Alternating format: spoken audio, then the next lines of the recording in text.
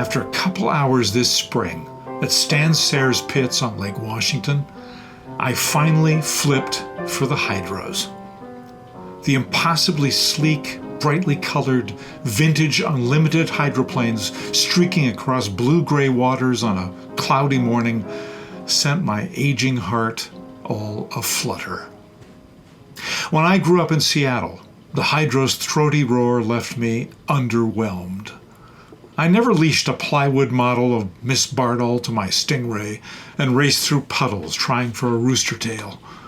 Crossing the Lacey v. Murrow floating bridge during the Seafair races was the closest I got to the action.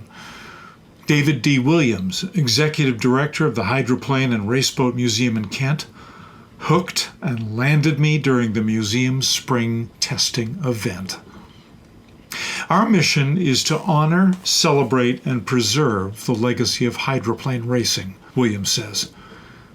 And it's only after seeing them on the water, bouncing around at 160 miles per hour, that you will truly understand how they captured the imagination of an entire city. With a lifelong passion for the sport and a breadth of knowledge of history, technology, and the culture of speed, Williams is head torch carrier for a golden age of hydroplanes.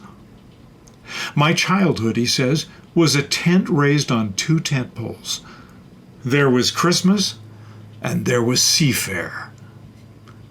Well, after World War II, hydroplane racing scaled up exponentially, inspiring and transporting legions of fans.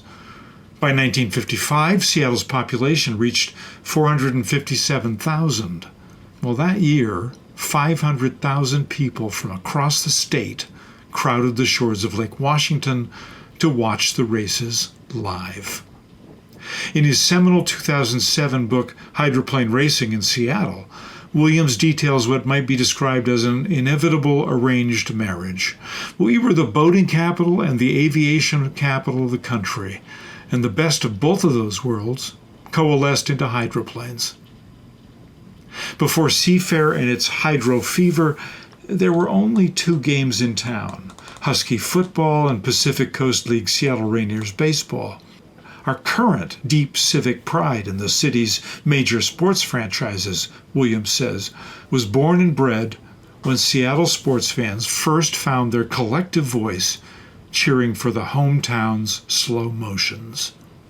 Today's turbine-driven hydroplanes, while safer, quieter, and faster, somehow sidestep the intimate, if raucous, sensory nostalgia and admittedly lethal danger of an earlier age, documented by the Hydroplane Museum and its dedicated volunteers. These older boats were the heart and soul of our community for the better part of 40 years, Williams says. In noise and spectacle and goosebumps, they win hands down. Seeing and hearing the vintage boats do their thing in person goosed my own bumps. Who knew that rooster tails were so directly connected to the fountain of youthful memory? Our first then photo captures the October 23, 1979 crash of Miss Budweiser during its attempt to break the world water speed record. Driver Dean Chenoweth, ejected from the cockpit, was injured but survived.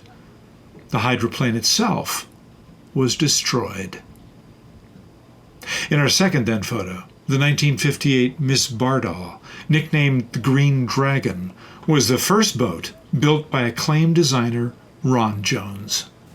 In our first now photo, David D. Williams, executive director of the Kent-based Hydroplane and Raceboat Museum, hoists a display print of the 1979 crash, standing beside Miss Budweiser's virtually identical replacement boat, which has been fully restored by the museum on site.